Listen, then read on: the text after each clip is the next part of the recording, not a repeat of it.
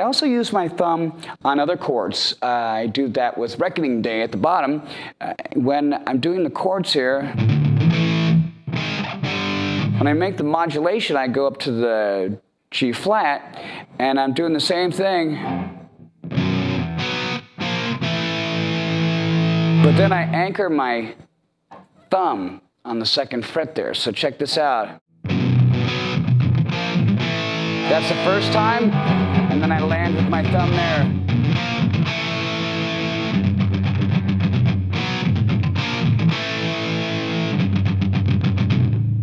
And it looks to most people like I'm not fretting the guitar at all, and actually I have. I fretted it at the F sharp there with my thumb.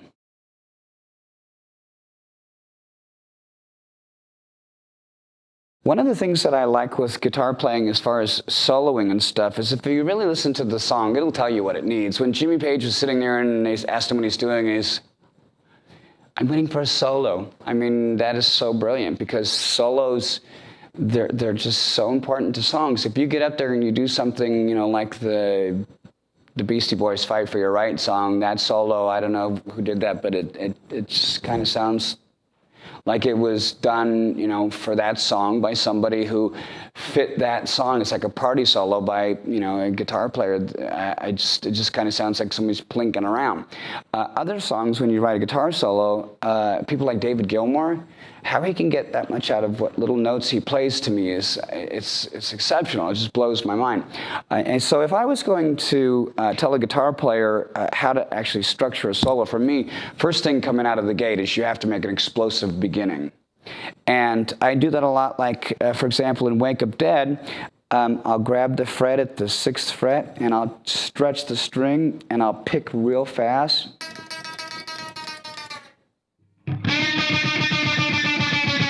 And then I bend the string back into position, but that whole thing is just kind of like, oh, okay, here we go. We know something's happening. A lot of the players that I played with over the years have played with a lot of love. I play with hate. I mean, they compare us to Fire and Ice. Well, yeah, I would say so. They like to make their guitars sing. I like to punch it in the stomach. And I think that that's a good thing, because somebody's got to take advantage of the guitar. If you're going to play the guitar, you should use every bit of it.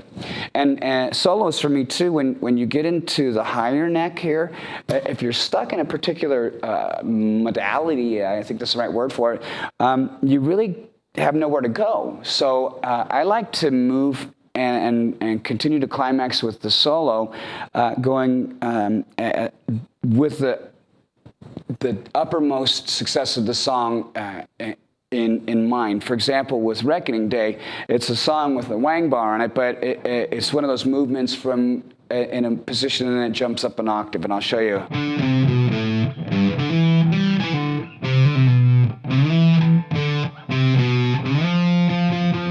Okay, that's the first measure. I know that sounded kind of stupid, but I'm going to show you exactly why I did that, because I'll do it at speed in a second. And then it repeats it up here.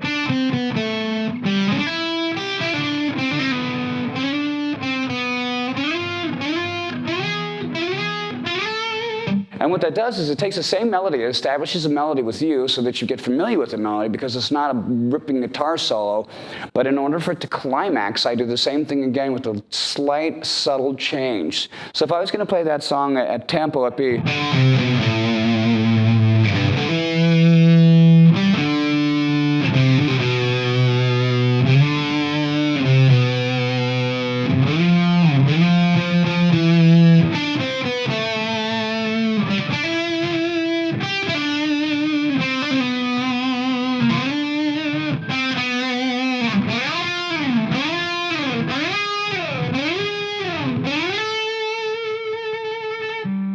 climaxed.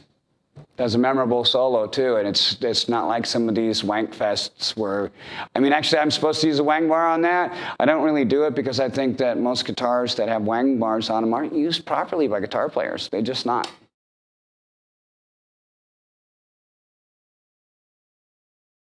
In conclusion, for me, again, the most important thing is that your tools are comfortable for you to use. Anybody can hammer a nail, but when you pick up a hammer that's balanced, you don't even notice after you've accomplished a whole day of work and people look at you and they say, job well done. If you have if you don't have availability to a lot of funds in order to get the right equipment, what I would say is be very careful what you pick for your first guitar, because that'll be the key that opens the door for you with your future and being able to get more equipment. Pick your influences very well. I would make sure that if I'm one of the guys that influence you, I think that you might want to look at some of the people that influenced me too, so you could just cut out the middleman. Find out what made me tick. Picking, super important. Strings, very important too. These strings on my guitar are my signature model. They have a certain tensile to them, so because they're the same gauge, I don't notice anything, but because of the strength of them, the tonality is better. Signature pickups too. Whatever pickups you use, whatever strings you use, make sure it's what you feel the most comfortable with, because a good craftsman never blames his tools. And finally, I'm looking forward to seeing you again. Hopefully by then I'll know more than you. Until then, stay Mustaine saying see you later.